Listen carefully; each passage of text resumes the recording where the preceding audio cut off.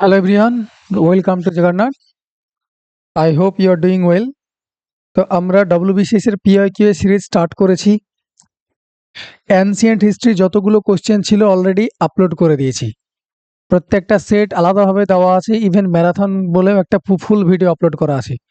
2000 সাল থেকে 2023 সালে প্রিলিমিনারিতে WBCS এ যতগুলো কোশ্চেন পড়েছে সব কোশ্চেনগুলো একটা ভিডিওতে পেয়ে যাবে। যারা দেখোনি চ্যানেলে গিয়ে দেখে নিতে পারো। প্লেলিস্ট তৈরি করা আছে WBCS PIQ প্লেলিস্ট বা এরকম কিছু একটা লেখা আছে, দেখবে ওখানেই পেয়ে যাবে। ওকে, PIQ সলভ সিরিজ এরকম লেখা আছে। যারা দেখোনি অবশ্যই দেখে নাও। তো সেম ওটা অ্যানসিয়েন্ট শেষ হয়েছে, এখন আমি পলিটিটা স্টার্ট করছি। ওকে, অ্যানসিয়েন্টটা শেষ হলো, মুখে স্বাদ চেঞ্জ হোক, সবগুলো একসঙ্গে শুরু হবে। অ্যানসিয়েন্ট শেষ হয়েছে, এবার পলিটি শুরু করব। পলিটির পরের দিন অন্য একটা সাবজেক্ট শুরু করব। যতগুলো জিজ্ঞেস করেছে সমস্তগুলোই এক দিক থেকে স্টার্ট করব। পলিটি, ইন্ডিয়ান পলিটি, আজকে সেট 1। ওকে, আজকে সেট 1, এরপরে পরপর এভাবে আপলোড হতে থাকবে।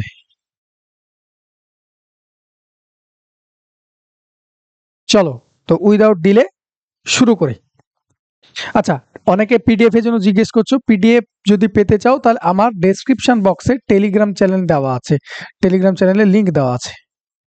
সেই টেলিগ্রাম চ্যানেলে ওই লিঙ্কে ক্লিক হয়ে গেলেই তোমরা ক্লিক করলেই জয়েন হয়ে যাবে আমার টেলিগ্রাম চ্যানেলে। ওকে, তো চলো শুরু করি।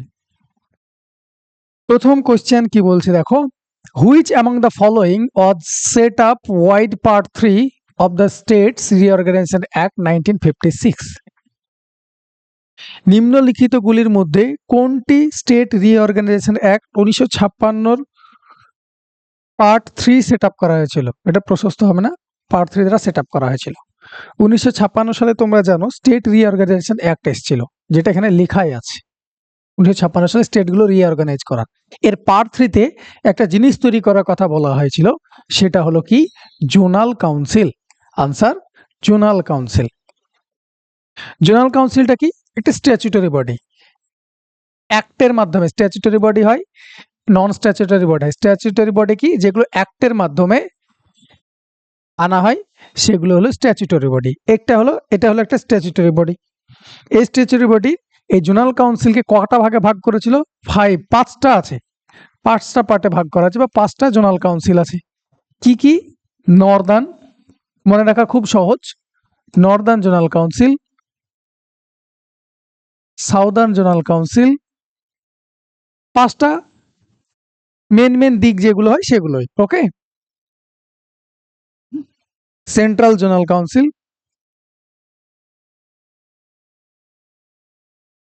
আর একটা হলো ইস্টার্ন জোনাল কাউন্সিল, আর একটা western zonal council.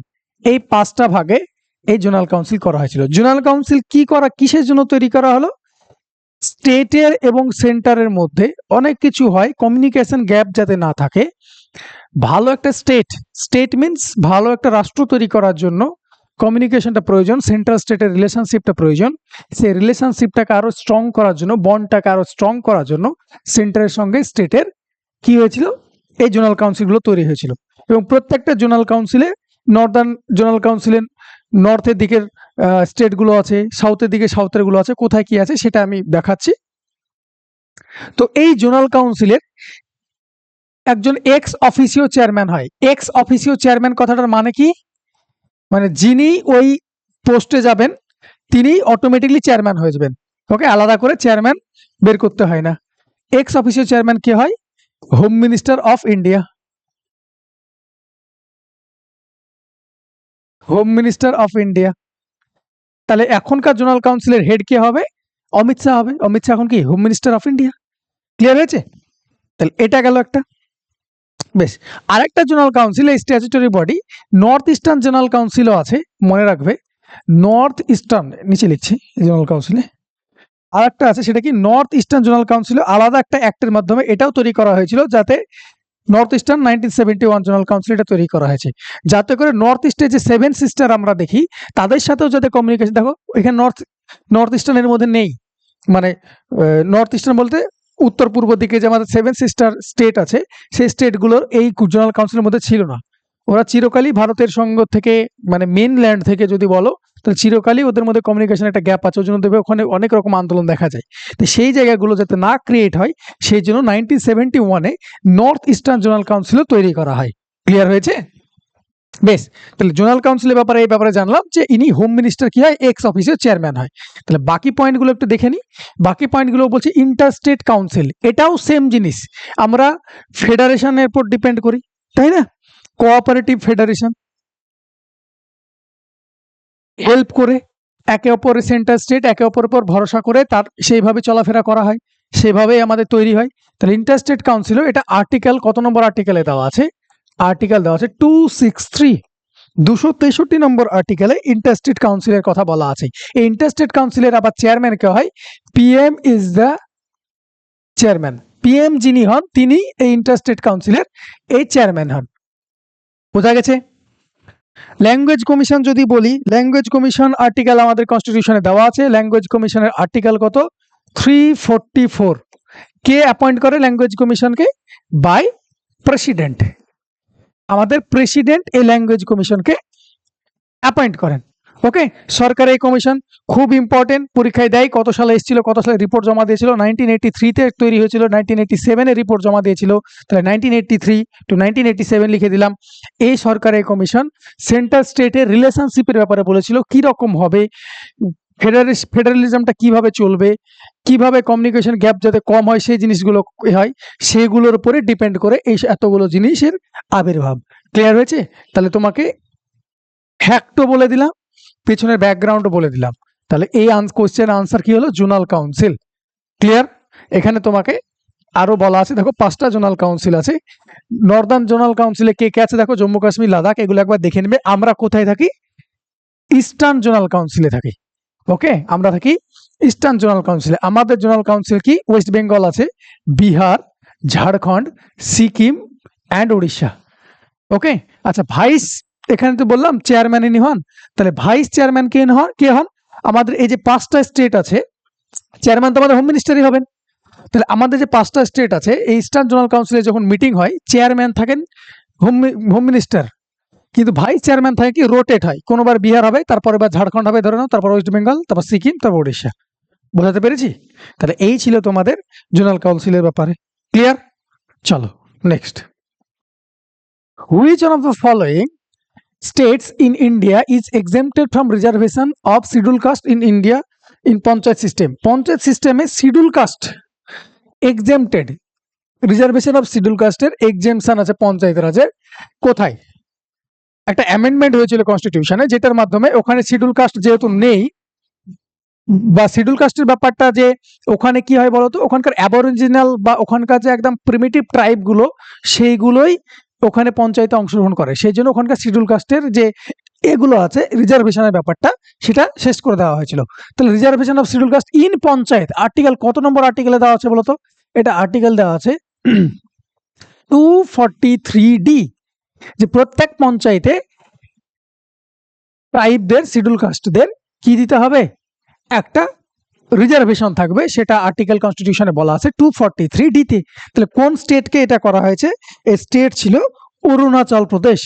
Answer Arunachal Pradesh. Arunachal Pradesh থেকে এটাকে বাদ দেওয়া হয়েছে, অরুণাচল প্রদেশকে। ওকে, কোন অ্যামেন্ডমেন্টের মাধ্যমে? এটা অ্যামেন্ডমেন্ট বাদ দেওয়া হয়েছিল প্রায় 83তম অ্যামেন্ডমেন্টে, 83rd অ্যামেন্ডমেন্টে। 83rd অ্যামেন্ডমেন্ট 2000 সাল। এই সালে অ্যামেন্ডমেন্ট লিখছি মানে এ মানে অ্যামেন্ডমেন্ট, পুরো কথা লিখবো না, টাইম ওয়েস্ট হবে, সেজন্য এ লিখলাম, মানে 83rd অ্যামেন্ডমেন্ট, এটা তোমরা বুঝে নিবে। ওকে, এটা অ্যামেন্ডমেন্ট লিখে দিচ্ছি প্রথমবার, কিন্তু এটা অ্যামেন্ডমেন্ট।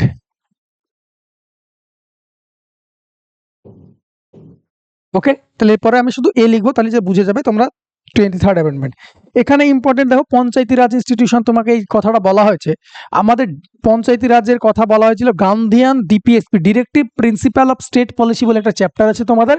সেখানে গান্ধীজি বলেছিলেন, গান্ধীয়ান যে মতবাদ ওখানে 3 ধরনের হয়, লিবারাল আছে, সোশ্যাল আছে, গান্ধীয়ান আছে। 3 ধরনের যতগুলো ডিপিএসপি আছে, directive principal of state policy আছে, সেগুলোকে 3 ভাগে ভাগ করা হয় মেজর। সেই 3 ভাগের মধ্যে এই গান্ধীয়ান প্রিন্সিপালের মধ্যে যে আর্টিকেলগুলো পড়ে বা যে কথাগুলো পড়ে, সেটা হলো কি, এই পঞ্চায়েত সিস্টেম, প্রত্যেকটা স্টেটে পঞ্চায়েত সিস্টেম তৈরি করতে হবে আমাদের ইন্ডিয়াতে। কোন আর্টিকেলে বলা আছে? Article 40 of DPSP. আর্টিকেল 40-এ এই পঞ্চায়েত তৈরি করতে হবে সেটা বলা হয়েছে। এবার ডিপিএসপি কি বলতো? ডিপিএসপি হলো এমন একটা জিনিস যেখানে তোমার ওটা ম্যান্ডেটরি নয় যে করতেই হবে, ফান্ডামেন্টাল রাইট যেমন করতেই হবে, কিন্তু ডিপিএসপি রাষ্ট্রকে নির্দেশ দিচ্ছে, ডিরেকশন দিচ্ছে, ডিরেক্টিভস দিচ্ছে। তাই সেই আর্টিকেল 40-তে বলা ছিল পঞ্চায়েত সিস্টেম তৈরি করে। ডিরেক্টিভ গুলো কি জিনিস? এগুলো করলে একটা বেটার স্টেট তৈরি হবে, বেটার কান্ট্রি তৈরি হবে। সেই কারণে এই ডিপিএসপি গুলো দেওয়া আছে। তাহলে আর্টিকেল 40 অফ ডিপিএসপি-তে পঞ্চায়েত রাজের কথা বলা আছে, এটা লেখা ছিল। এটা পরবর্তীতে আমাদের ইন্ডিয়ান গভর্নমেন্ট কি করলো? 73rd অ্যামেন্ডমেন্ট করলো। 73rd অ্যামেন্ডমেন্ট করলো কত সালে? 1992 সালে, দিয়ে এই পঞ্চায়েতি রাজ ইনস্টিটিউশন বা পঞ্চায়েত রাজ ব্যাপারটাকে আমাদের কনস্টিটিউশনে ঢোকানো হলো। ওকে, তাহলে ডিপিএসপি যদি বলে তাহলে এটা হবে। এই 73rd এটাকে কত নম্বর আমাদের কনস্টিটিউশনে এই আছে? পার্টে যদি বলা হয়, পার্ট কত নম্বর আছে? পার্ট 9-এ আছে আমাদের কি এই কনস্টিটিউশনের কথাটা, এই পঞ্চায়েত রাজ কথার কথা। ওকে, এখানে সমস্ত কিছু পঞ্চায়েত রাজ কেমন হবে, এই যে রিজার্ভেশন হবে কি হবে না, এখানকার ফিসকাল ইয়ার কেমন হবে, কেমন ভাবে ট্যাক্স কালেক্ট করবে, ওর কতগুলো কাজ, কারা ভোটে দাঁড়াবে, কি দাঁড়াবে না দাঁড়াবে, সমস্ত কিছু এই জায়গাতে পার্ট 9-এ তোমার করা হলো। ওকে, তাহলে এই জায়গাটায় তোমার ক্লিয়ার হয়েছে। পঞ্চায়েত রাজের আনসার হলো অরুণাচল প্রদেশ। এবার তোমাকে যদি বাকি একটু বলি, রাজস্থান তুমি দেখতে পাচ্ছ এই পঞ্চায়েত রাজ ব্যাপারটা হয়েছিল, ফার্স্ট পঞ্চায়েত হয়েছিল কোথায়? ফার্স্ট হয়েছিল এই রাজস্থানের অ্যাট নগর ডিস্ট্রিক্ট। পরীক্ষায় দেয় প্রথম কোন ডিস্ট্রিক্ট, কোথায় পঞ্চায়েতটা স্টার্ট হয়, সেটা হলো নগর ডিস্ট্রিক্ট। সালটা কত? 1959, মনে থাকবে। আমাদের কনস্টিটিউশনে এই পঞ্চায়েতের ব্যাপারটা ঢোকার আগে থেকে ওখানে পঞ্চায়েত রাজ ব্যাপারটা ছিল। ওকে, ওখানে পঞ্চায়েত রাজ ব্যাপারটা ছিল। সো 1959-এ নগর ডিস্ট্রিক্টে রাজস্থানের প্রথম পঞ্চায়েত হয়েছিল। এবং এটা 1992 সালে ইনকর্পোরেটেড হলো কনস্টিটিউশনে, কিন্তু কেম ইনটু এফেক্ট কত সালে এসেছিল? 24th এপ্রিল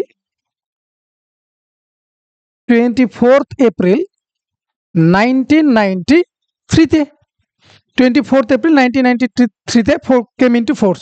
ওকে, এই সেই জন্য 24th এপ্রিলকে আমাদের গভর্নমেন্ট পঞ্চায়েত রাজ ডে বলে পালন করে।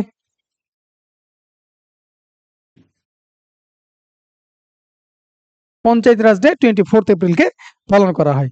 ওকে, আচ্ছা, এখানে সিকিম দেখতে পাচ্ছি। সিকিম তোমাদের এর আগেও খুব পিএসসির একটা ফেভারিট কোশ্চেন, কত সালে আমাদের সিকিম ফুল ফ্লেজ স্টেট হয়? সিকিম কিন্তু আমাদের স্টেটের মধ্যে ছিল না, সিকিম কিন্তু আলাদা একটা জায়গা ছিল। আমাদের কোন সালে হয়েছিল? 1975 সালে। অ্যামেন্ডমেন্ট কত সেটাও বলে, 36th অ্যামেন্ডমেন্ট। 1975 সালে আমাদের সিকিম কি হলো? ফুল ফ্লেজ স্টেট হলো। কত নম্বর স্টেট হলো? এটাও পরীক্ষায় অনেক সময় দিয়ে দেয়। 22তম স্টেট হলো আমাদের ইন্ডিয়ার। তাহলে আনসার ক্লিয়ার হয়েছে না হয়নি বলো? কতগুলো পয়েন্ট বললাম দেখো। রিজার্ভেশনের কথা যে বলা আছে সেটাই দেখো পার্ট 9-এ আছে। কত নম্বর আর্টিকেল এটা? প্রথম দিকে কি ছিল? আর্টিকেল 40-তে ডিপিএসপি-তে ছিল, পরবর্তীতে 73তম অ্যামেন্ডমেন্ট হলো, পঞ্চায়েত রাজ তৈরি হলো, দেন এতগুলো কথা তোমাকে বললাম। ক্লিয়ার হয়েছে? নেক্সট পরেরটা বলছে, who among the following has been given the power by the Indian constitution to impose reasonable restrictions on the fundamental rights. তোমাকে বলছে যুক্তিসঙ্গত বিধিনিষেধ। আমাদের অনেক সময় বলা হয় যে ফান্ডামেন্টাল রাইট মানে আমার ফান্ডামেন্টাল রাইট কেউ হনন করতে পারবে না। না, পারে। ফান্ডামেন্টাল রাইট তোমরা সবাই জানো জাস্টিসেবল। কি জাস্টিসেবল? জাস্টিসেবল কথাটার মানে কি? ফান্ডামেন্টাল রাইট জাস্টিসেবল এই কথাটার মানে কি? এই কথাটার মানে হলো, তুমি যদি কোর্টে যাও, তোমার ফান্ডামেন্টাল রাইট ধরে নাও হনন হয়েছে। ওকে, ফ্রিডম অফ স্পিচ বলো বা তোমার রিলিজিয়নের ব্যাপারে বলো, তাহলে তোমার ফান্ডামেন্টাল রাইট যদি হনন হয়, then you can move to court. কোর্টে গিয়ে তুমি বলতে পারো যে আমার ফান্ডামেন্টাল রাইট হনন হয়েছে, আমাকে জাস্টিস দিতে হবে। সুপ্রিম কোর্ট এটার জন্য বাধ্য, এই জাস্টিস দেওয়ার জন্য। ক্লিয়ার হয়েছে? সেটা ডিপেন্ড করবে। জাস্টিস দেওয়ার জন্য এটাকে বলা হয় ফান্ডামেন্টাল রাইট ইজ জাস্টিসেবল। এবার আমার প্রশ্ন হলো, ফান্ডামেন্টাল রাইট জাস্টিসেবল তো মানলাম, তাই বলে কি অবাধ ছুট আছে? কোনো রেস্ট্রিকশন নেই? আছে। ওর জন্যই বলেছে রিজনেবল রেস্ট্রিকশন কে লাগাতে পারে। রিজনেবল রেস্ট্রিকশন লাগাচ্ছে, ধরে নাও ধর্ম, রাইট রাইট টু রিলিজিয়ান, তোমরা জানো রিলিজিয়ান ধর্মের ব্যাপারে ছাড় দেওয়া আছে। সাপোজ এই যে পশু হত্যা বা নরবলি, আগে নরবলি হতো তাই না ধর্মের ব্যাপারে রিচুয়ালস হিসাবে, ওটা যদি কেউ কেউ নরবলি মানে মানুষকে কাটা, তাহলে এই জায়গাটা যদি হয় তাহলে কি এই জায়গাটা তোমাকে ধরে নাও সরকার করতে দিচ্ছে না, সাপোজ সরকার বা পুলিশ কেউ করতে দিল না যে নরবলি করা যাবে না, তাহলে তুমি কোর্টে চলে গেলে, কোর্টে যাওয়ার পর তুমি বলে যে আমার ফান্ডামেন্টাল রাইট হনন হয়েছে, দেখুন আমি রাইট টু রিলিজিয়ান আমার ছিল, আমার এই জায়গাটা হচ্ছে না, আমাকে নরবলি দিতে দেওয়া হচ্ছে না, তাহলে আমি কি করব, আমাকে জাস্টিস দিতে হবে। তাহলে ওই জায়গায় জাস্টিস ডিনাই হবে, কারণ ওটা রিজনেবল রেস্ট্রিকশনের মধ্যে পড়ে। ওকে, তাহলে এই রিজনেবল রেস্ট্রিকশন বা ফ্রিডম অফ স্পিচ যদি বলি, উদাহরণস্বরূপ তোমাকে বলছি, ধরুন তোমার ফ্রিডম অফ স্পিচ বলা আছে যে তোমার কথা বলার বাক স্বাধীনতা আছে, যাকে বলা হয় এর বাক স্বাধীনতা আছে বলে তুমি মাইক স্টেজে উঠে গালাগালি যদি করো, সেই বাক স্বাধীনতা তো নেই তোমার, আছে কি? তাহলে এই জিনিসগুলো মোর অর লেস করে reasonable restriction state can impose, state means parliament, কে ল তৈরি করতে পারে, পার্লামেন্ট করতে পারে, তোমরা সবাই জানো।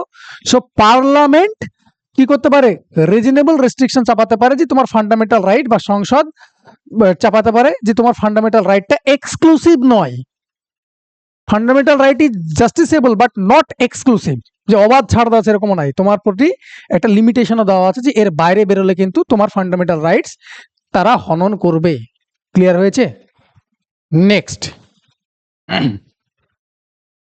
আরো যদি আমি কিছু বলি এখান থেকে এক্সট্রা যদি বলি, আর্টিকেল 20 এবং 21, আর্টিকেল 20 অ্যান্ড 21, এই যে দুখানা আর্টিকেল, তোমরা জানো ফান্ডামেন্টাল রাইট 14 থেকে 35, 12 থেকে 35 পর্যন্ত আছে। এই ফান্ডামেন্টাল রাইট কি হয়ে যাবে, এই দুটো ফান্ডামেন্টাল এক্সেপ্ট এই দুটো, মানে এই দুটো বাদ দিয়ে যখন তোমাদের ন্যাশনাল এমার্জেন্সি আসে, সবাই জানো এক্সেপ্ট আর্টিকেল 20 এন্ড 21, যখন ন্যাশনাল এমার্জেন্সি আসে তখন এই দুটো আর্টিকেল বাদ দিয়ে সমস্ত ফান্ডামেন্টাল রাইট কি হয়ে যায়, সাসপেন্ডেড হয়ে যায়। তো সমস্ত ফান্ডামেন্টাল রাইট সাসপেন্ড হয়ে যায়। ওকে, এক্সট্রা পয়েন্ট এতটুকু বললাম, তোমাকে পরীক্ষায় এতটুকু দেয় যে কোন দুটো আর্টিকেল বাদ দিয়ে, কোন দুটো আর্টিকেল বাদ দিয়ে বাকিগুলো অটোমেটিকলি সাসপেন্ডেড হয়ে যায় যখন এমার্জেন্সির সময়, ডিউরিং এমার্জেন্সি লিখো।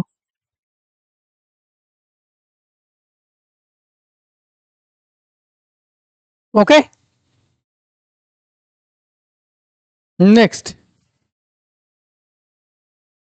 The word Congress was borrowed from, Congress যে এই ওয়ার্ডটা সেটা কোথা থেকে ধার নেওয়া হয়েছে? কংগ্রেস কথাটার মানে এই নয় যে একটা পলিটিক্যাল পার্টি, এখনকার সময় প্রেজেন্ট পার্সপেক্টিভে যদি দেখো তাহলে এটা একটা পলিটিক্যাল পার্টি আমাদের ইন্ডিয়াতে, ইন্ডিয়ান ন্যাশনাল কংগ্রেস। এই কংগ্রেস ব্যাপারটা কিন্তু মানুষের জমায়েতকে বলা হয় কংগ্রেস। ওকে, সেখান থেকেই নামটা এসেছিল। তাহলে এটা কংগ্রেস ওয়ার্ডটা কোথা থেকে নেওয়া হয়েছে? নর্থ আমেরিকান হিস্ট্রিতে to connote an assembly of people, এইটাকে বলা হতো কংগ্রেস, সেখান থেকে কংগ্রেস ওয়ার্ডটা এসছে। উত্তর আমেরিকার ইতিহাসে মানুষের সমাবেশকে বোঝাতে এই কংগ্রেসটা হয়েছিল, সেখান থেকে এসছে। ক্লিয়ার হয়েছে? কংগ্রেস কবে প্রতিষ্ঠা হয়েছে তোমরা সবাই জানো, 1885-এ লর্ড ডাফরিন ছিল সেই সময়ে। আমি যে বলি কংগ্রেস 1885-এ কংগ্রেস ফাউন্ডেড হয়েছে। কে করেছে? বাই এও হিউম, তোমরা সবাই জানো, ওই জন্য ফাদার অফ কংগ্রেস বলা হয়। কার সময় হয়েছিল? লর্ড ডাফরিনের সময়, গভর্নর ভাইসরয় ছিলেন, তখন তার গভর্নর নেই, 1857 সাল পর্যন্ত কি ছিল, গভর্নর জেনারেল ছিলেন। কিন্তু এই ডাফরিন 1857 পরে কি হলো, ভাইসরয় হয়ে গেল, সবাই জানো। লর্ড ডাফরিনের সময় হয়েছিল, এবং এই লর্ড ডাফরিন কংগ্রেসকে মাইক্রোস্কোপিক মাইনরিটিও বলেছিল, অনেক কথা বলেছিল। মডার্ন যখন পড়বো তখন আরো ইন্টারেস্টিং হইতে পড়াবো, তখন দেখতে পাবে। ক্লিয়ার হয়েছে? তাহলে এই ছিল ওয়ার্ড কংগ্রেস বরোড ফ্রম, এটা। ওকে, চলো পরের প্রশ্ন। In which of the following Rajya Sabha and Lok Sabha enjoy equal পাওয়ার? কোন জায়গাতে রাজ্যসভা এবং লোকসভা ইকুয়াল পাওয়ার কি করে, ইউজ করে? ভালো মতো শুনবে। আমাদের পার্লামেন্টের তিনখানা এলিমেন্ট, অনেকে ভুল করো, সেই যে জায়গাটা বলেছি, পার্লামেন্টের ল তৈরির ব্যাপারে বা পার্লামেন্টের তিনটে এলিমেন্ট কি কি? Rajya Sabha, Lok Sabha and president. President is an integral part of the parliament. Okay, তাহলে এই ছিল Rajya Sabha, Lok Sabha and parliament, sorry president পার্লামেন্টের।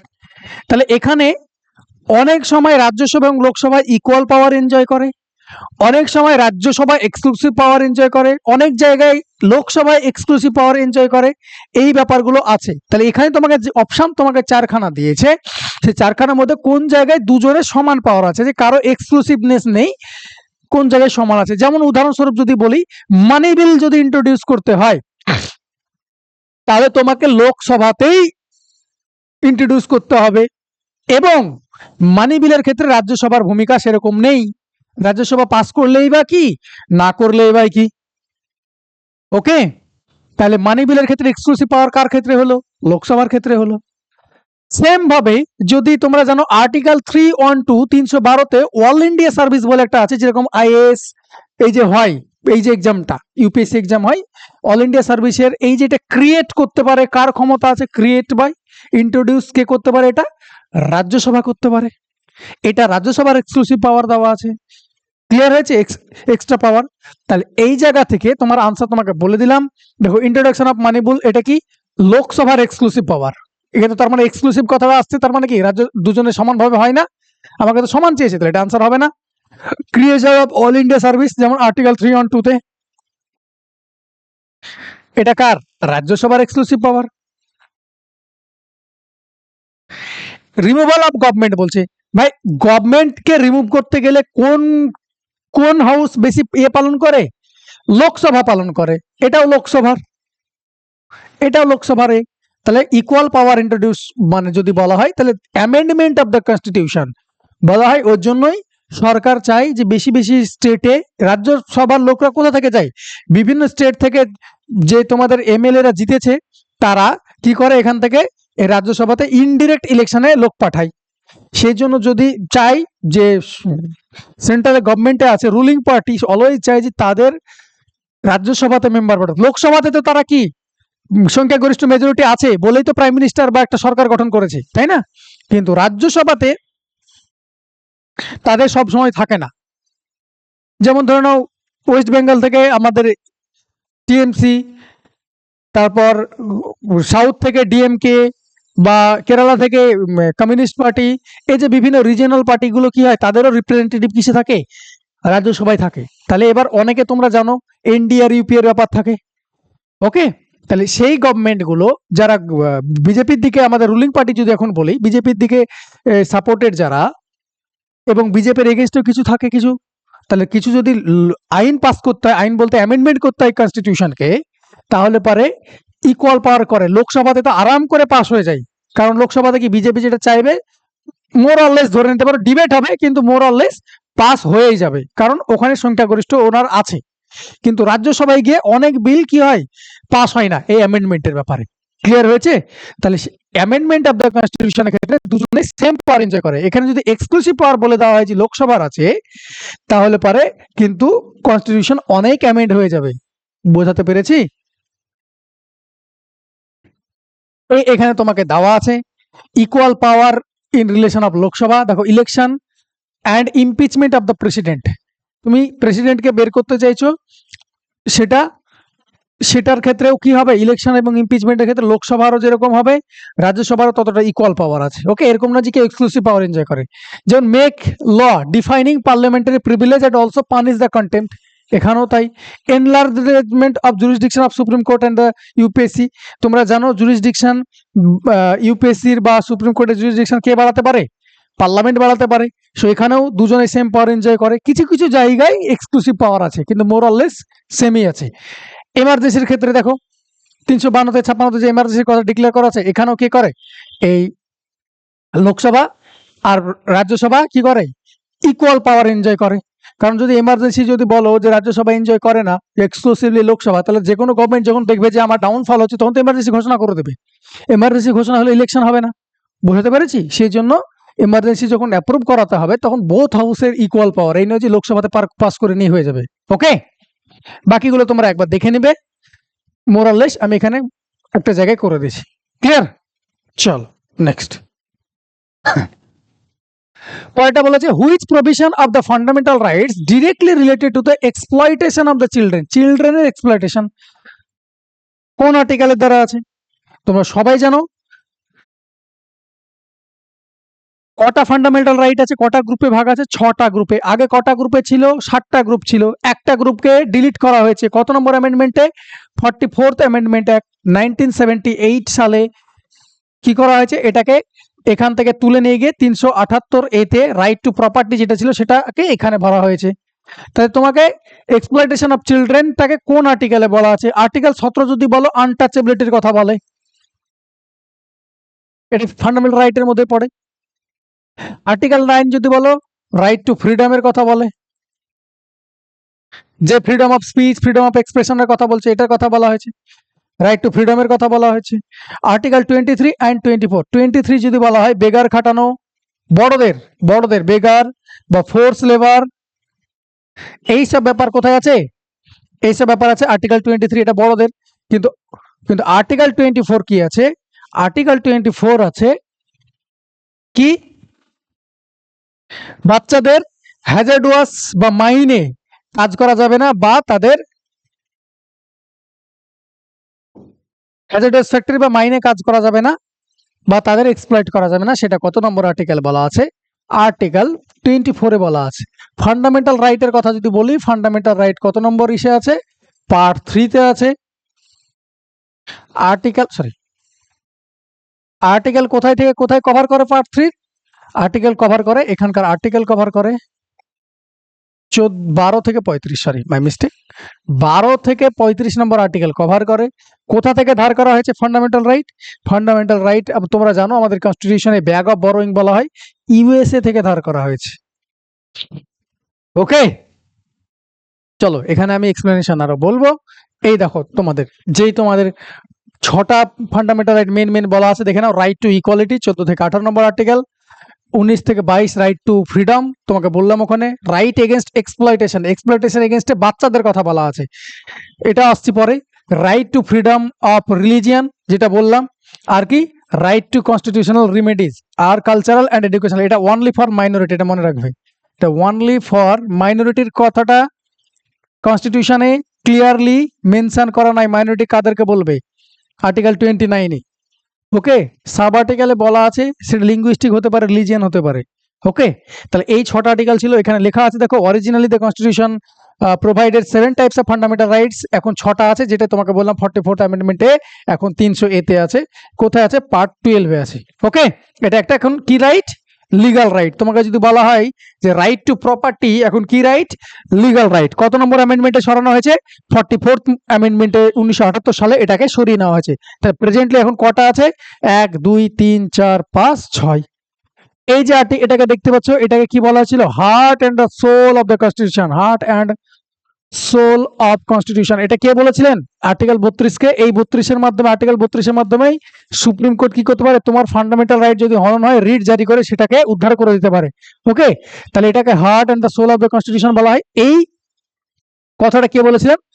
যিনি আমাদের ড্রাফটিং কমিটির চেয়ারম্যান ছিলেন, Ambedkar. Constitution father of the constitution বলা হয়, বি আর আম্বেদকর এই কথাটা বলেছিলেন। কেন বলেছিলেন? যে এই আর্টিকেলের দ্বারা অনেক মানুষের হেল্প হবে, হার্ট এটা। ওকে, নাহলে তো সরকার যদি এটা যদি না থাকতো, সরকার তো অনবরত ওদের যেগুলো পছন্দ না সরকারের, সেগুলোতে যে রাইট টু তোমার ফ্রিডম দেওয়া আছে, এখানে freedom of right to freedom, এখানে ফ্রিডমের মধ্যে তোমার স্পিচ আছে, প্রিন্টিং মিডিয়া আছে, এইসবগুলো কি করতো? বন্ধ করে দিত। বোঝা গেছে? তাহলে এইটা যদি ওটা যদি করে, তাহলে এই আর্টিকেলের দ্বারা কি করে? সুপ্রিম কোর্ট রিট জারি করে সেগুলো ঠিক করে দেবে।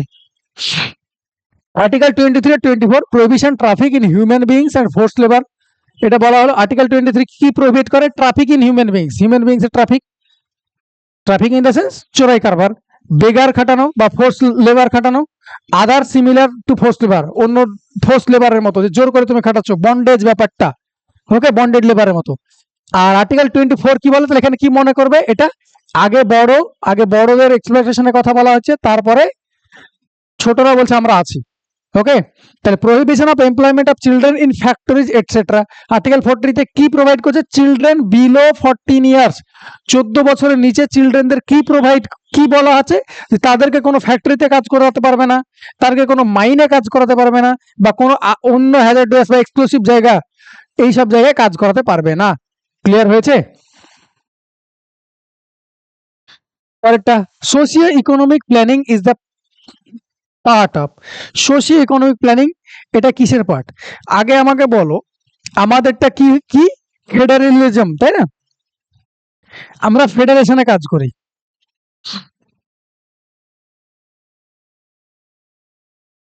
আমরা ফেডারেশনে কাজ করি, কোঅপারেটিভ ফেডারেশন। ওকে, তাহলে আমাদের কোথায় বলা আছে ফেডারেশন মানে কি? সেন্টার কিছু জায়গায় সাবজেক্টের উপর ল বানাবে, স্টেট কিছু সাবজেক্টের উপর ল বানাবে, এবং দুজন মিলে কিছু সাবজেক্টের উপর ল বানাবে। তিনখানা লিস্ট আছে, কোথায় মেনশন আছে? 7th শিডিউলে মেনশন আছে। তোমরা সবাই জানো প্রেজেন্টলি এখন কটা শিডিউল আছে কনস্টিটিউশনের? 12খানা শিডিউল আছে। এই 7th শিডিউলে কি মেনশন আছে? যে তিনখানা লিস্ট। লিস্ট কি কি? Centre, state, centre, state and concurrent. Centre, state and concurrent, বা তুমি যদি এটা বলো সেন্টার তো থাকে না, এটা ইউনিয়ন লিস্ট বলা থাকে, যাই হোক এক্সাক্ট টার্মটা ইউজ করি। Union list, central state list, concurrent list. এই জায়গাতে 7 শিডিউলে তোমার বলা আছে। এই কথাটা কোন আর্টিকেলে কনস্টিটিউশনে বলা আছে? আর্টিকেল 246 এ বলা আছে ডিভিশন অফ পাওয়ার, পাওয়ারের ডিভিশন থাকতে হবে। পাওয়ারের ডিভিশন যদি না থাকে তাহলে সেন্টার তো অনেক মানমানি করতে পারে, বা স্টেটে অনেক কিছু করতে পারে। পাওয়ারের ডিভিশন করা আছে, তুমি এই সব জায়গায় ল বানাবে, আমি এই সব জায়গায় ল বানাবো। যেমন বর্ডারের ক্ষেত্রে কে ল বানাই? সেন্ট্রাল বানাই। কিন্তু এমনি যদি স্টেটের মধ্যে কোনো ল অ্যান্ড এগুলো দরকার, যেমন ট্রাফিক রুলস, এটা সেটা, সেগুলো কে বানাই? স্টেট বানাই। সেরকমই ইউনিয়ন লিস্ট, এখানে লিস্ট মেনশন করা আছে যে এইসব জায়গাতে, এইসব জায়গাতে, এইসব জায়গাতে, এইসব জায়গাতে তুমি এ করবে, এইসব জায়গাতে স্টেট করবে, কনকারেন্ট মানে বোথ করবে। ওকে, দুজনেই করতে পারে। ক্লিয়ার হয়েছে? তাহলে এই সোশিও ইকোনমিক প্ল্যানিংটা এই লিস্টের মধ্যে কোথায় আছে তোমাকে সেটা তোমাকে জানতে চাইছি। এই রিজার্ভ লিস্ট বলে এখন কিছু নেই, এটা 1935 এর রিজার্ভ লিস্ট, 1919 একটা রিজার্ভ লিস্ট ছিল এর সময়, ইংরেজদের সময়। এখন রিজার্ভ লিস্ট বলে কিছু নেই, এই তিনখানা লিস্ট আছে। তাহলে কনকারেন্ট লিস্টটা এর মধ্যে কোথায় পড়ে? এই সরি, সোশিও ইকোনমিক বা আর্থসামাজিক ব্যাপারটা এখানকার মধ্যে পড়ে কোথায়? কনকারেন্ট লিস্টে পড়ে। সেন্টারও ল বানাতে পারে, স্টেটও ল বানাতে পারে। ওকে, এখানকার তোমাকে এক্সট্রা পয়েন্ট আমি বলে দিচ্ছি। একটা অ্যামেন্ডমেন্ট হয়েছিল কি, এই স্টেট লিস্ট থেকে 5টা জিনিস, কটা জিনিস? 5খানা জিনিস, 5খানা জিনিস স্টেট লিস্ট থেকে টেনে নিয়ে গিয়ে কনকারেন্ট লিস্টে ঢোকানো হয়েছিল। আগে স্টেট লিস্টে ভরা ছিল, সেটাকে টেনে নিয়ে গিয়ে কনকারেন্ট লিস্টে ভরা হয়েছিল। অ্যামেন্ডমেন্টটা কত? 42nd amendment. সালটা ছিল 1976 সাল। কি কি ছিল তুমি যদি লিখো তাহলে লিখে নাও। এডুকেশন পরীক্ষায় দেয়, কি কি সরানো হয়েছিল? Education, forest, weights and measurement,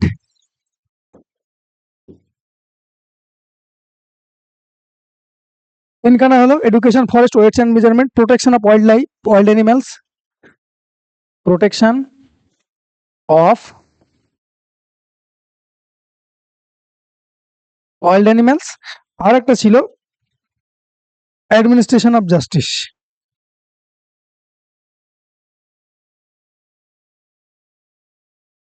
কোথায় নিয়ে গেছে? সেন্ট্রাল লিস্টে নিয়ে যায়নি, হ্যাঁ, স্টেট লিস্ট থেকে সরিয়ে নিয়ে গিয়ে কনকারেন্ট লিস্টে ভরা হয়েছে। মানে কি, আগে এইগুলো শুধু স্টেটই আইন তৈরি করতে পারতো, কিন্তু এখন কে বোথ আইন তৈরি করতে পারে। ক্লিয়ার? তাহলে এটার আনসার হলো তোমার কি? Concurrent list. Division of power মানে কি, যে পাওয়ার ডিভিশন করা আছে, আর্টিকেল কত নম্বর আর্টিকেলে বলা আছে? Article 246 A division of the পাওয়ারের কথা বলা আছে। ওকে,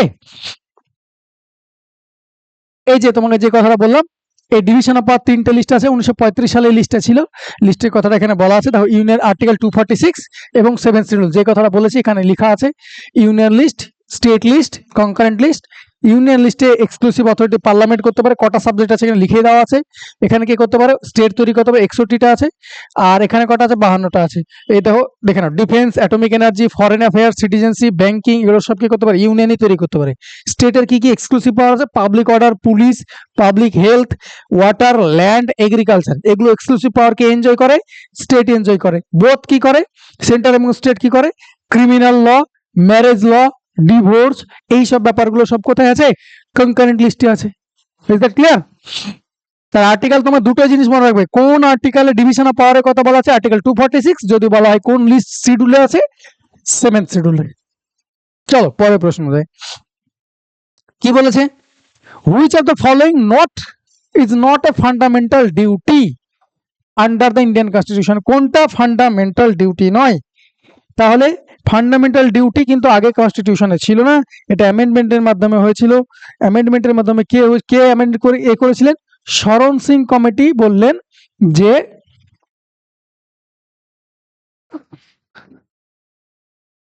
যে ফান্ডামেন্টাল ডিউটি, এটা রাইট না, হ্যাঁ ফান্ডামেন্টাল ডিউটি এনার রিকমেন্ডেশনে হয়েছিল। অ্যামেন্ডমেন্টটা করতো 42nd অ্যামেন্ডমেন্ট। 42nd অ্যামেন্ডমেন্টে অনেক কিছু হয়েছিল, এই 42nd অ্যামেন্ডমেন্টকে জন্য মিনি কনস্টিটিউশন বলা হয়। ওকে, তাহলে 42nd অ্যামেন্ডমেন্টে এই শরণ সিং কমিটি রিকমেন্ডেশনে ফান্ডামেন্টাল ডিউটি আমাদের কনস্টিটিউশনের মধ্যে ঢুকানো হলো। ক্লিয়ার হয়েছে? প্রথমে কটা কটা ফান্ডামেন্টাল ডিউটি ছিল, এই তখন করা হয়েছিল 10টা ফান্ডামেন্টাল ডিউটি ছিল।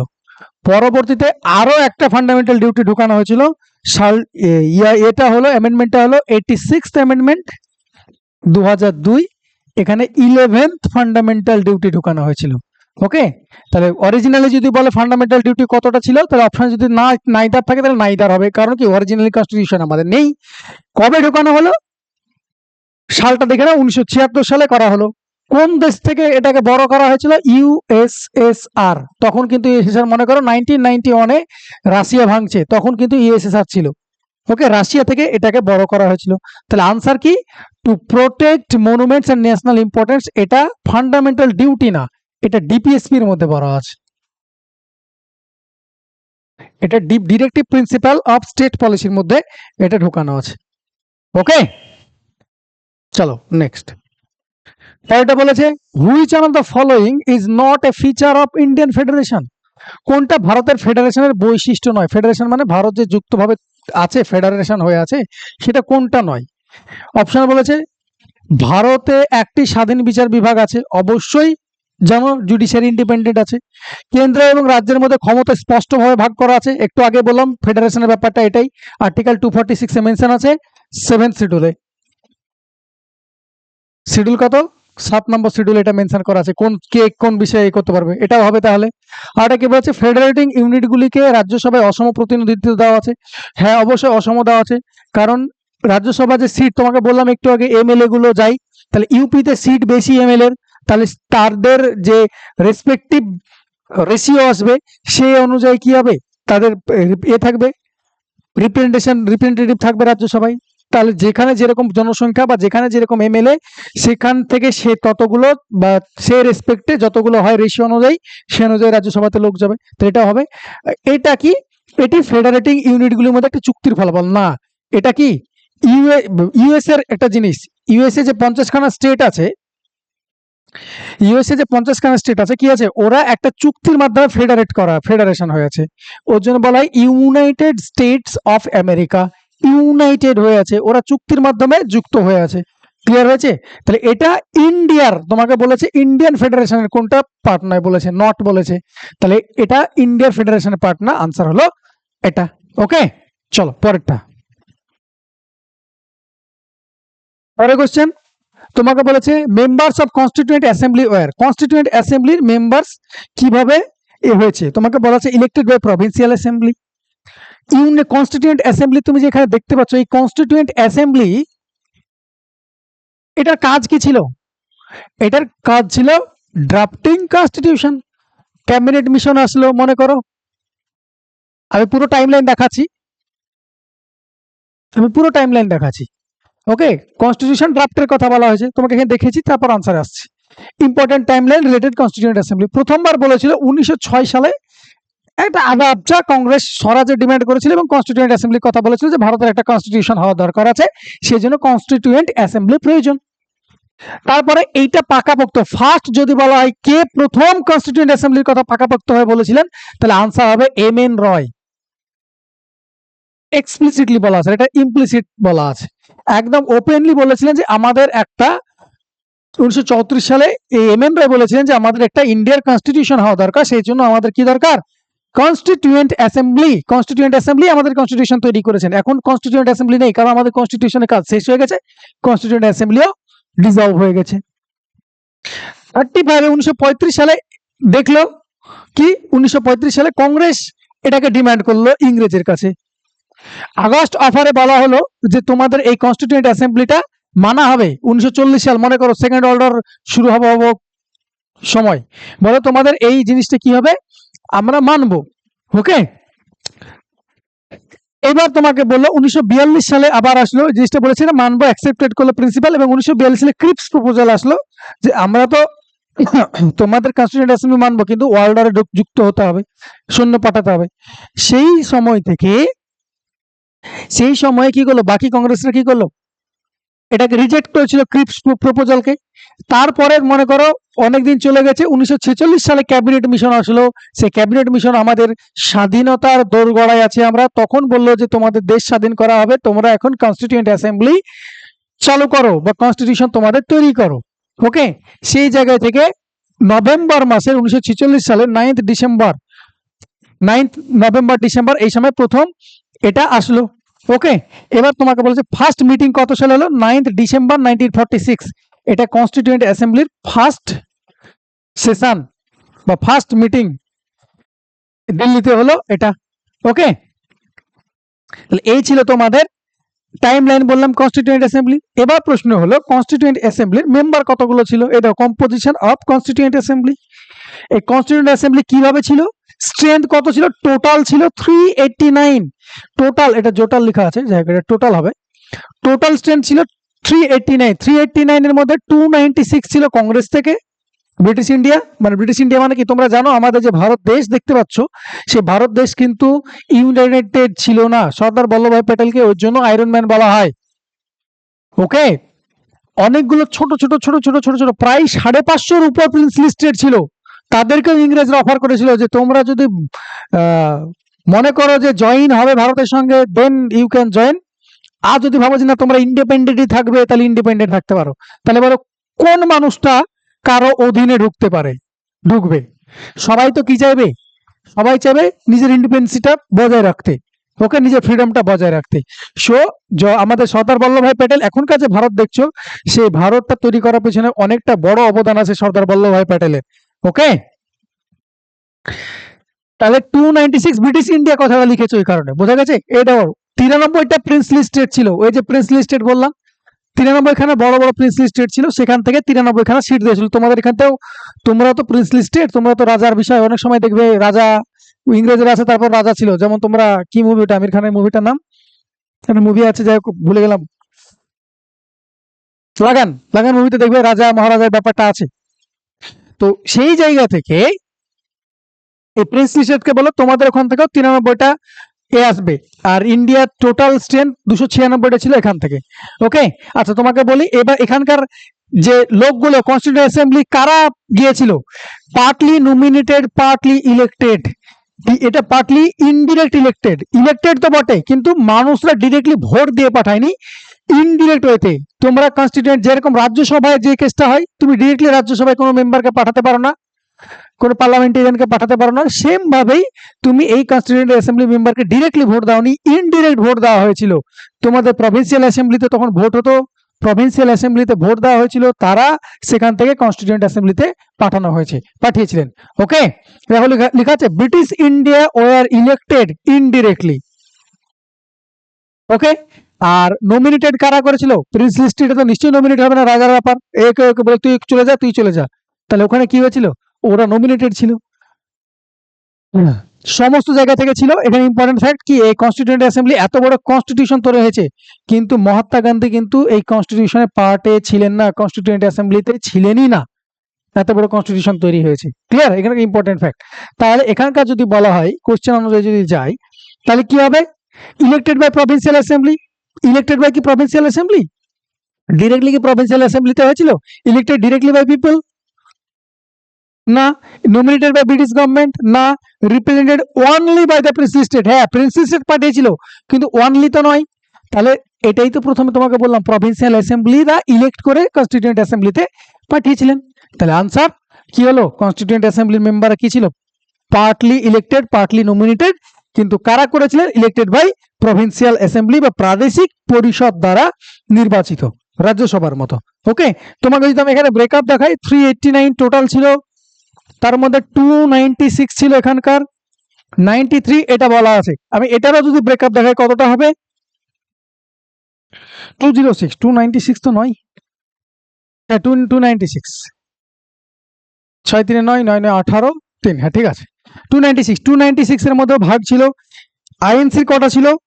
206টা। আমাদের আইএনসির কটা ছিল? 206টা। লীগের কটা ছিল, মানে লীগ বলতে মুসলিম লীগের কটা ছিল? 93টা। ওকে, 93টা। আর আদার্সে ছিল 15টা। বেশি হয়ে গেল না? যোগ্যতা কথা ভুল করলাম।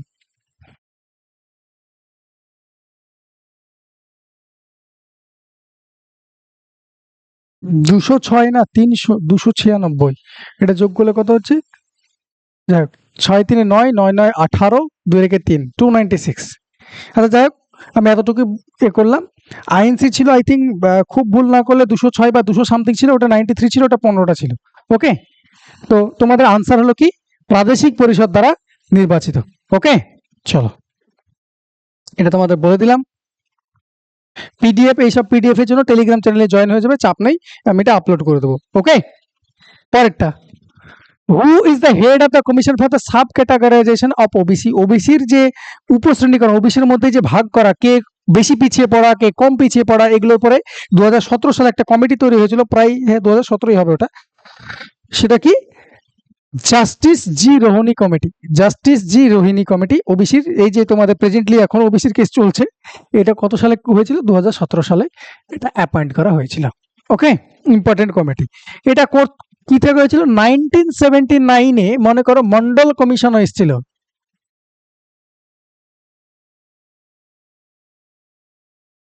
কি কমিশন?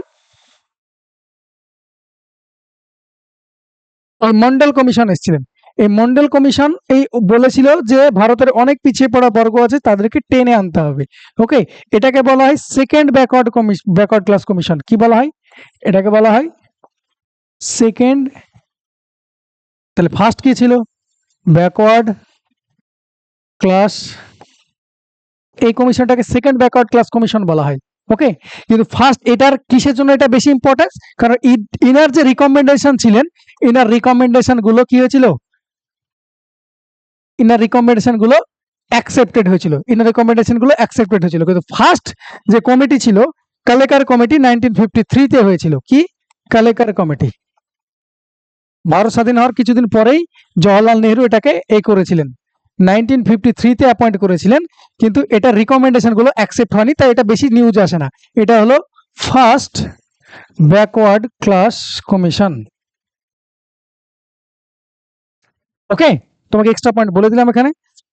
এনার রিকমেন্ডেশন গুলো ইমপ্লিমেন্ট হয়নি বলে এটা দেখবে বইও সেভাবে দেওয়া থাকে না, মানে নিউজও থাকে না, কিন্তু মন্ডল কমিশন অনেক সময় হয়। ওকে, এই যে ওবিসি 27% সিট, এই যে গল্পগুলো, এই গল্পগুলো কি আছে?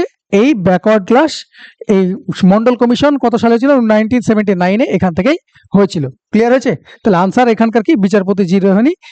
তোমাকে ওবিসি কোথা থেকে এসছে সেটা তোমাকে পুরো জিনিসটা বলে দিলাম। ওকে, পরেরটা, the term political justice means, political justice কথাটার মানে কি? ওকে, পলিটিক্যাল জাস্টিস কথাটার মানে হলো, ইন্ডিয়ান কনস্টিটিউশনে যেটা আছে, কোথায় আছে? প্রিয়াম্বলে আছে।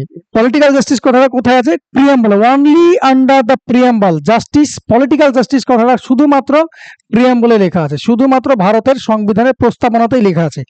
ওকে, 3 ধরনের পলিটিক্যাল জাস্টিসের কথা বলা আছে। কি? SEP মনে রাখবে, social, economical, political. Social, economical, political. Okay, এই যে তোমাকে যেটা বলা আছে সেটা। জাস্টিস তিন ফর্ম টেকেন ফ্রম দা কোথায় নেওয়া আছে? এই রাশিয়ান রিভলিউশন থেকে নেওয়া হয়েছে। কি কি? Social, economical R political.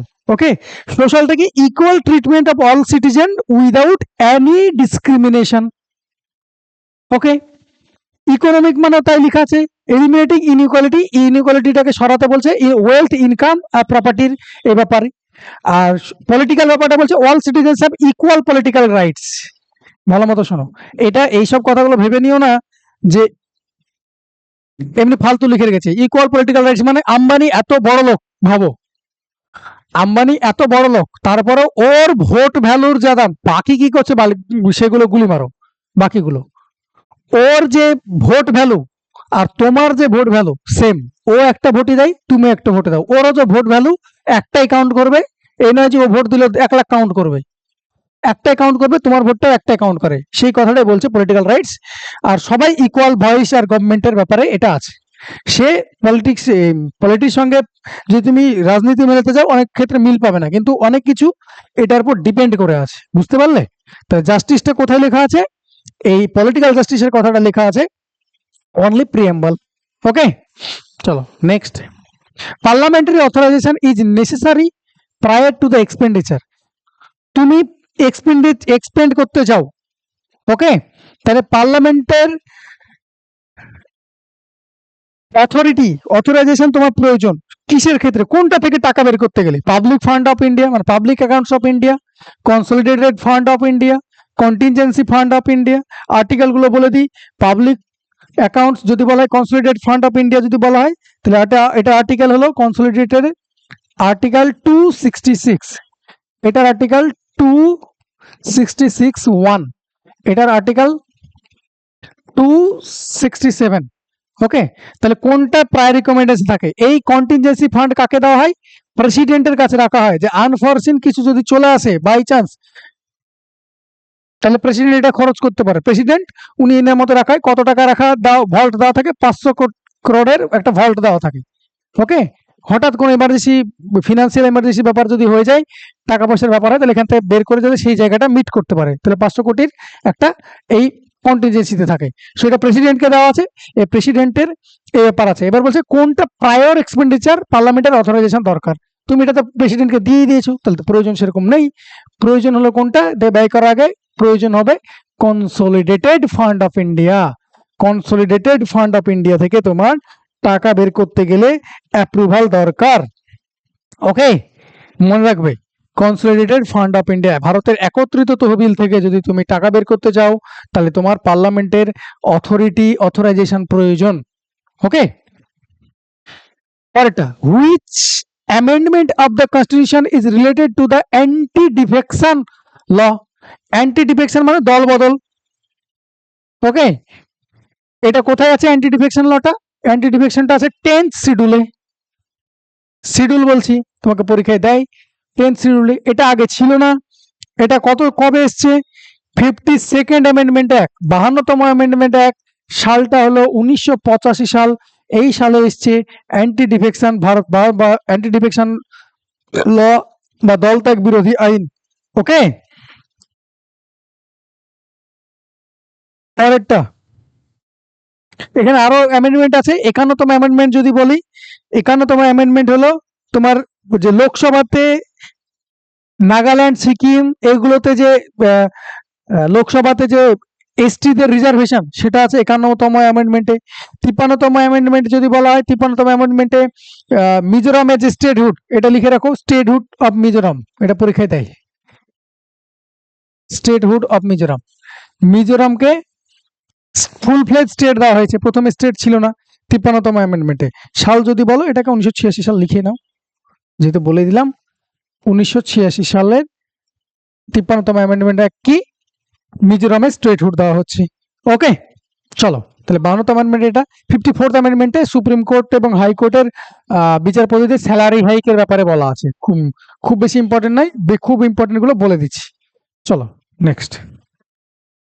any money bill cannot be introduced in the parliament without consent of কোন রকম মানি বিল বলো মানি বিল কোথায় এক্সক্লুসিভলি ঢোকে ইন্ট্রোডিউস করা হয় একটু আগে বললাম লোকসভাতে কোন মানি বিল তুমি করতে পারো না এই লোকসভাতে ইন্ট্রোডিউস করতে পারো না কি প্রেসিডেন্টের প্রায়র কনসেন্ট ছাড়া প্রেসিডেন্টের তোমাকে কনসেন্ট নিতে হবে তারপরে তুমি কি হবে ভারতের রাষ্ট্রপতির কাছে কনসেন্ট নিবে দেন মানি বিল তুমি কি করবে লোকসভাতে ইন্ট্রোডিউস করবে ওকে এই যে মানি বিলের কথা বলা হয়েছে এই যে মানি বিলের কথাটা কথা হচ্ছে আর্টিকেল 110 বলা আছে মানি বিলের definition of money bill okay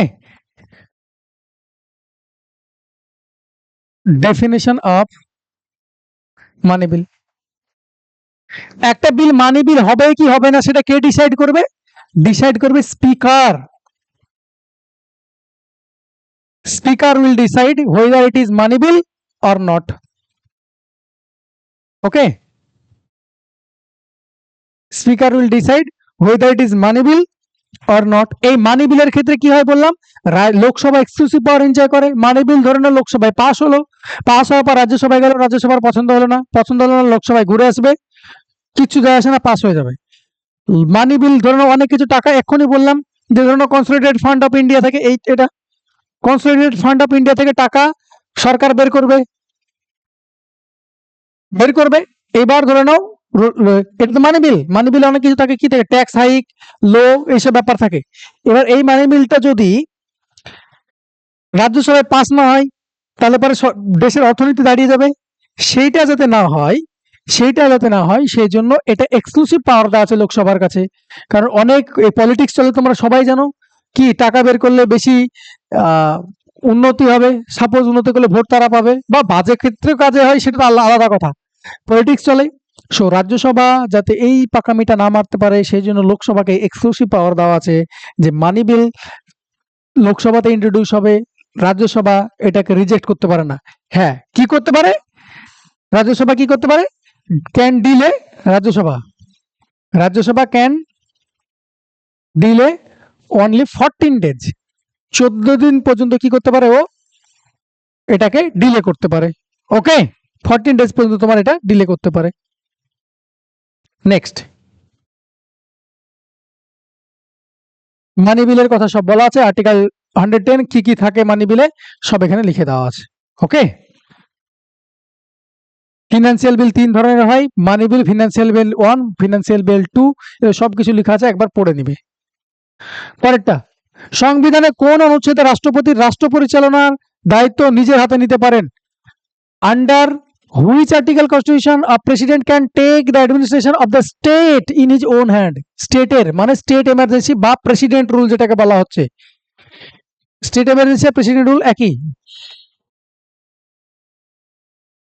president rule or state emergency তোমরা সবাই জানো আর্টিকেল 352 কি ন্যাশনাল এমার্জেন্সির কথা বলা আছে 356 এই স্টেট এমার্জেন্সির কথা বলা আছে তাহলে এটাই তো আনসার হবে আনসার 356 নম্বর আর্টিকেল দ্বারা প্রেসিডেন্ট কি করতে পারে এটা নিতে পারে ওকে আর্টিকেল 351 আছে এটা কি দেওয়া আছে ডিরেক্টিভ এটা কি ডিরেক্টিভ দেওয়া আছে হিন্দি ল্যাঙ্গুয়েজকে ডিরেক্টিভ টু বি ইউজড বা ডেভেলপমেন্ট অফ হিন্দি ল্যাঙ্গুয়েজের ডেভেলপমেন্ট অ্যাকচুয়ালি এটা বলতে পারো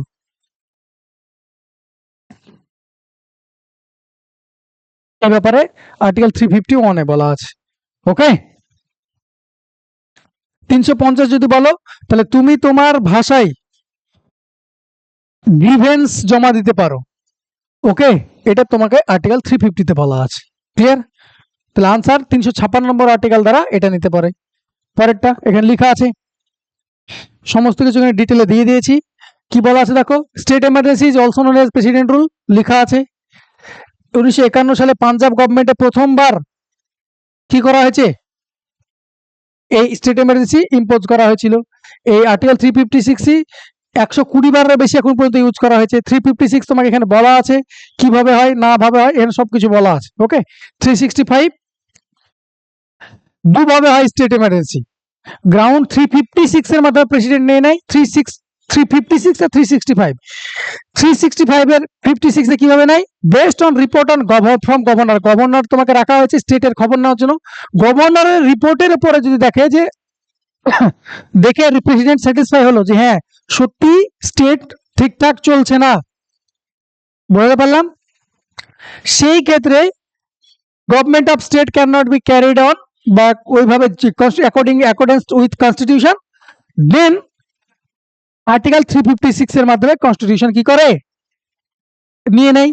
কিন্তু 365টা ঠিক একটু আলাদা, whether state fails to comply with to give effect any direction from the state center, centre ধরে নাও কোনো একটা ডিরেকশন দিয়েছিল, সেই ডিরেকশনটা মানতে নারাজ কোন স্টেট, সেই ক্ষেত্রেও প্রেসিডেন্ট রুল জারি হয়ে যেতে পারে, সেটা কোন আর্টিকেলের মাধ্যমে হবে, 365, বোঝা গেল। ডিক্লেয়ার কি করতে পারে প্রেসিডেন্ট অফ ইন্ডিয়া, সেটা লেখা আছে। পরেরটা, who is the protector of the fundamental rights, fundamental right তো প্রোটেক্টর আছে, এখনই বললাম রিট জারি করতে পারে, কে করতে পারে, জুডিশিয়ারি, সুপ্রিম কোর্ট আর হাইকোর্ট, মানে বিচার বিভাগ তোমার কি করতে পারে, রিট জারি করতে পারে। আর্টিকেল 32 এর মাধ্যমে রিট জারি করতে পারে কে, সুপ্রিম কোর্ট।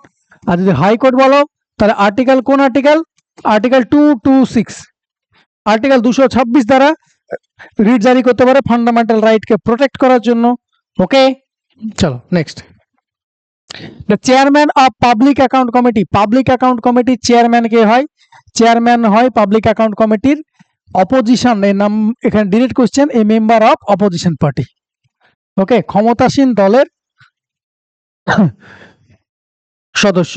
ওকে, এখানে বলা আছে পাবলিক অ্যাকাউন্ট কমিটির টোটাল মেম্বার কতজন হয়, টোটাল 22 জন হয় মেম্বার, লোকসভা থেকে 15 জন থাকে, রাজ্যসভা থেকে 7 জন থাকে, মিনিস্টার যদি কেউ হয়ে থাকে তাহলে কিন্তু সে এখানকার মেম্বার হতে পারবে না ইলেকশন কমিটির। টার্ম কত বছর, 1 বছর, 1 বছর জন্য এগুলো করা হয়, মনে রাখবে। কিছুদিন আগে পাবলিক অ্যাকাউন্ট কমিটি বা প্যাকের চেয়ারম্যান ছিলেন কে, আমাদের অধীর রঞ্জন চৌধুরী। এই মেজর ফাংশন কি, যে মানি যে পার্লামেন্ট গ্র্যান্ট করছে সেগুলো কোথায় খরচ হচ্ছে, ডিমান্ড অনুযায়ী হচ্ছে না কি অনুযায়ী হচ্ছে, সেগুলোর দেখাশোনা করা। ওকে, পরেরটা, vice president of India, vice president কিভাবে এ হয়, ইলেক্টেড হয়, ডিরেক্টলি ইলেক্টেড দ্য পিপল। তুমি বলো, নিজে বলো, তুমি কি ভাইস প্রেসিডেন্ট অফ ইন্ডিয়া বা উপরাষ্ট্রপতি যে কিছুদিন আগে জগদীপ ধনখড় হলেন, তুমি কি ভোট দিয়েছিলেন জগদীপ ধনখড় প্রেসিডেন্ট হবেন কি হবেন না, এই ভাইস প্রেসিডেন্ট? তুমি তো দাওনি, তাহলে ডিরেক্টলি ইলেক্টেড বাই হচ্ছে না। নমিনেটেড বাই প্রেসিডেন্ট, প্রেসিডেন্ট কি নমিনেট করেছিল মনে করো, না, কারণ তোমরা মনে করেছিলে যে ভাইস প্রেসিডেন্ট কি হচ্ছে, ইলেকশন হচ্ছে, তাহলে প্রেসিডেন্টের মনোনীত হচ্ছে না। Elected by the members of state legislature, elected by an electoral college, শুধু কি মেম্বার্স অফ স্টেট লেজিসলেচার মানে তোমাদের এমএলএরা কি শুধু ভোট দিয়েছিল, একদম শুধু তারা তো নয়, কি elected by an electoral college constituted by members of the 2 houses of the parliament. তাহলে আনসার, সংসদের 2 কক্ষের সদস্যদের দ্বারা গঠিত একটা ইলেকটোরাল কলেজের মাধ্যমে এই ভাইস প্রেসিডেন্ট কি হয়, ইলেক্টেড হয়। ওকে, এখানে লেখা আছে ভাইস প্রেসিডেন্ট হতে গেলে কি কি লাগবে, কোয়ালিফিকেশন, সিটিজেন অফ ইন্ডিয়া, 35 বছর এজ, কোয়ালিফাইড ফর রাজ্যসভার জন্য হতে হবে, এগুলো লেখা আছে, সমস্তগুলো একবার পড়ে নেবে তাহলে হয়ে যাবে। ইনডিরেক্ট ইলেকশন হয়, বোঝা গেল, ইলেকশন হয় কিন্তু ইনডিরেক্ট। ইনডিরেক্ট কেন বলা হয়েছে, আর ইলেকশনটা কেন বলা হয়েছে, আমরাই তো পাঠিয়েছি লোকসভাতে মেম্বার, আমরাই তো পাঠিয়েছি স্টেট লেজিসলেচারে, তারাই তো ভোট দিয়ে আমরা ডিরেক্ট ওরাকে ভোট দিয়েছি, ওরা আর একজনকে ভোট দিয়ে একজনকে পদে বসাচ্ছে, তার মানে আমাদের পছন্দ লোকেরাই তো আর একজনকে নির্বাচিত করছে, তার মানে কি ইনডিরেক্ট ইলেকশন হচ্ছে না। ওটা the x officio chairman of Rajya Sabha, রাজ্যসভার এক্স অফিসিও চেয়ারম্যান কে, রাজ্যসভার এক্স অফিসিও চেয়ারম্যান হলো, রাজ্যসভার এক্স অফিসিও চেয়ারম্যান কে, যিনি রাজ্যসভাতে চেয়ারম্যান হবেন, যিনি ভাইস প্রেসিডেন্ট হবেন তিনি এক্স অফিসিও চেয়ারম্যান হবেন, তার মানে কি হবে, ভাইস প্রেসিডেন্ট সহ সভাপতি। ওকে, কত নম্বর আর্টিকেলে বলা আছে, আর্টিকেল এই কথাটা বলা আছে, এই কথাটা বলা আছে আর্টিকেল 64-এ। কালকে তুমি যদি ভাইস প্রেসিডেন্ট হয়ে যাও তাহলে তুমি রাজ্যসভার চেয়ারম্যান হয়ে যাবে, বোঝা গেল। What is the minimum age required by citizen to be qualified being a member of Lok Sabha, লোকসভায় মেম্বার হওয়ার জন্য কত বছর বয়স হওয়া দরকার, লোকসভায় মেম্বার হওয়ার জন্য বয়স হওয়া দরকার 25, রাজ্যসভার জন্য হওয়া দরকার, এটা রাজ্যসভার জন্য 30, এটা president, vice president, governor, president, vice president, গভর্নরের এজ মিনিমাম। আর 21 নম্বর আর্টিকেল, তুমি মনে করে দেখো, তুমি যদি মেম্বারে পঞ্চায়েত ভোট বা মিউনিসিপ্যালিটি ভোটে দাঁড়াতে চাও, তাহলে মিনিমাম ভোটে যদি দাঁড়াতে, ভোট দেওয়ার এলিজিবিলিটি হলো 18 ইয়ার্স, কিন্তু ভোটে দাঁড়াতে গেলে কি হতে হবে? 21 ইয়ার্স। ক্লিয়ার? তাহলে এটার আনসার কত হলো? লোকসভার ন্যূনতম বয়স কত? 25 বছর। কয়টা? Members of the state public service commission. State public service commission যেমন তোমাদের WBPSC, West Bengal public service commission, এরকম Jammu and Kashmir public service commission বা কেরালা পাবলিক সার্ভিস কমিশন, যে স্টেট পিএসসির মেম্বারদের কে অ্যাপয়েন্ট করে? অ্যাপয়েন্ট লেখা আছে। মেম্বারদের অ্যাপয়েন্ট কে করে? সেই স্টেটের governor of the state. Governor of the state এটা অ্যাপয়েন্ট করে। কিন্তু এখানে একটা জিনিস মনে রাখবে, এখানে একটা জিনিস মনে রাখবে কি, যদি রিমুভ করতে হয়, একদম ভালো মতো শুনে রাখো, এটা খুব ইম্পর্টেন্ট। ওকে, যদি কোনো কারণে এটাকে রিমুভ করতে হয়, তাহলে রিমুভড বাই, তখন আর গভর্নর করতে পারে না, রিমুভড বাই প্রেসিডেন্ট। মনে থাকবে, প্রেসিডেন্ট রিমুভ করতে পারে, কিন্তু অ্যাপয়েন্ট করতে পারে কে? গভর্নর অফ দা সেই স্টেটের। ওকে, তাহলে answer governor of the state. এখানে তোমার লেখা আছে UPSC, SPSC, united public service বা ইউনিয়ন পাবলিক সার্ভিস কমিশন আর স্টেট পাবলিক সার্ভিস কমিশন। কি লেখা আছে? সেন্ট্রাল রিক্রুটিং এজেন্সি, এটা স্টেটের রিক্রুটিং এজেন্সি, তাই না? অ্যাপয়েন্টমেন্ট কে করে? প্রেসিডেন্ট করে ইউপিএসসি, গভর্নর কে করে এসপিএসসি মানে স্টেট পাবলিক সার্ভিস কমিশনের। কম্পোজিশন কি? চেয়ারম্যান হতে পারে, একজন চেয়ারম্যান থাকবে এবং আদার মেম্বার থাকবে। কতজন মেম্বার থাকবে সেটা কনস্টিটিউশনে মেনশন নেই, সেটা প্রেসিডেন্টের উপর ছেড়ে দেওয়া হয়েছে, যে তার তিনি ডিসাইড করবেন যে কতগুলো মেম্বার থাকবেন। এটাও তাই, এটা গভর্নরের ক্ষেত্রে ছেড়ে দেওয়া হয়েছে যে কতগুলো থাকবেন, স্টেট পাবলিক সার্ভিস কমিশনে কতজন মেম্বার থাকবেন সেটা কিন্তু কনস্টিটিউশনে মেনশন নেই, সেটা গভর্নরের উপর ছেড়ে দেওয়া হয়েছে। কোয়ালিফিকেশন কি লাগবে? কোয়ালিফিকেশন, নো কোয়ালিফিকেশন স্পেসিফাইড, কোন রকম কোয়ালিফিকেশন স্পেসিফাইড করা নাই, কিন্তু একটা কথা লেখা আছে, ওখানকার হাফ মেম্বার, যতগুলো তুমি মেম্বার নেবে তার হাফ মেম্বার যাতে অ্যাটলিস্ট 10 বছর গভর্নমেন্ট অফ ইন্ডিয়া বা কোন স্টেটের আন্ডারে কাজ করে, সার্ভ করে ইন্ডিয়া স্টেটকে বা একে। এটাকে same as UPSC. Condition of the office determined by president, এটা গভর্নর। ওকে, চলো পরেরটা। Which of the following constitutional amendment gives a constitutional status পঞ্চায়েতি রাজ? এবার বলো, তোমাকে প্রথম কোশ্চেনে আমি তোমাকে এই জিনিসটা খুব সুন্দর করে বলে দিলাম। আর কত নম্বরে? 73তম অ্যামেন্ডমেন্ট অ্যাক্ট 1992। তোমাকে প্রথম কোশ্চেন আমি এটা বলে দিয়েছিলাম। কবে এফেক্ট হলো? 24 এপ্রিল 1993। 24 এপ্রিলকে সেজন্য বলা হয় কি? 24 এপ্রিলকে বলা হয় পঞ্চায়েতি রাজ ডে। প্রথম পঞ্চায়েত কোথায় হয়েছিল? নগরে। কোন কমিটি রিকমেন্ডেশনে কনস্টিটিউশনাল অ্যামেন্ডমেন্ট এটা আসলো, স্ট্যাটাস আসলো? একটা কমিটি রিকমেন্ডেশনে এটা এসেছিল। ওকে, সরি,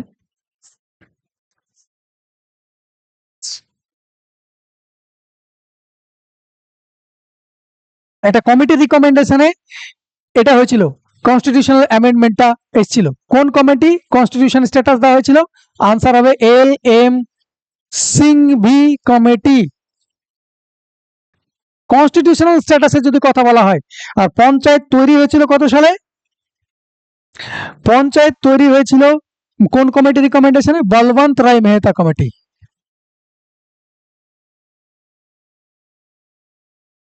বলবন্ত রায় মেহতা খুব ইম্পর্টেন্ট কমিটি, আরো অনেক কমিটি আছে, কিন্তু এটা একটা ইম্পর্টেন্ট কমিটি। ইনার ইসে প্রথমবার কনস্টিটিউশনে পঞ্চায়েতের কথা বলা হলো, এস্টাবলিশমেন্ট হলো, কিন্তু প্রথম কনস্টিটিউশনে যেটাকে যে পঞ্চায়েত তৈরি হলো, এটাকে কনস্টিটিউশনে একটা জায়গা দিতে হবে, সেটা কোন কমিটি রিকমেন্ডেশনে হলো? LM সিংভির কমিটিতে হয়েছিল। ওকে, এই পঞ্চায়েতের কথা যদি বলা হয়, পঞ্চায়েত কত নম্বর পার্টে আছে তোমাকে এক্ষুনি বললাম, পার্ট 9 এ আছে। আর্টিকেল কোথা থেকে কোথায় কভার করে? 243 টু 243 ও। ওকে, এটা ও। ক্লিয়ার? আর যদি বলো শিডিউল, যদি বলা হয়, শিডিউল হলো 9th schedule, sorry 11th schedule, my mistake, এটা 11th শিডিউল। ওকে, শিডিউল কত হলো? এটার 11th শিডিউল। পার্ট 9 কিন্তু শিডিউল 11, ঠিক উল্টে গেল। ক্লিয়ার হয়েছে? কটা সাবজেক্টের উপর কাজ করতে দেওয়া আছে এখানে? টোটাল সাবজেক্ট কটা আছে ভালো করে মনে করো। সাবজেক্ট আছে 29টা সাবজেক্ট, 29 ফাংশনাল আইটেমস। এটা পরীক্ষায় দেয় যে কতগুলো ফাংশনাল আইটেমস আছে পঞ্চায়েতে। মিউনিসিপ্যালিটির ক্ষেত্রে কটা আছে? 18টা আছে। ওকে, এই 74 দেখতে পাচ্ছ, এটা মিউনিসিপ্যালিটিতে হয়েছিল এই সেম ইয়ার 1992, এটা মিউনিসিপ্যালিটির ক্ষেত্রে হয়েছিল। ক্লিয়ার হয়েছে? এটা যদি বলা হয় পার্ট কত, এটার পার্ট হলো 9A। ওকে, এটা যদি বলো তুমি কোন শিডিউলে আছে, এটা 12 শিডিউলে আছে।